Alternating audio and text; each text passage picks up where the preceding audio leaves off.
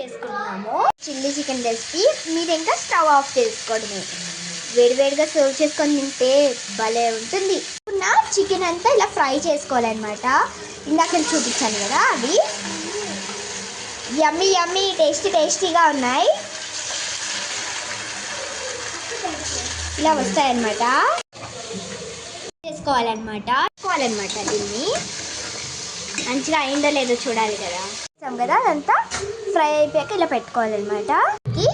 ఇంకా next capsicum కూడా cut చేసుకోవాలి. ఇలా సేమ్ ఇంట్లో ఆయిల్ వేసుకోవాలి అనమాట చిల్లీ చికెన్ కోసం.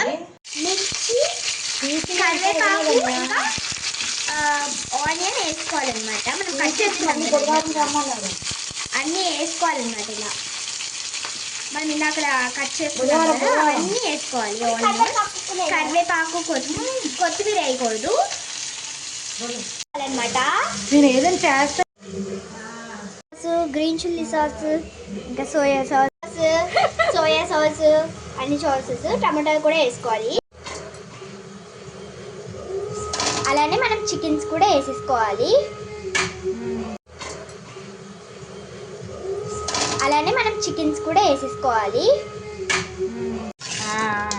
కలుపుకుంటున్నాం అనమాట. యమ్మీగా ఉంది చిల్లీ చికెన్.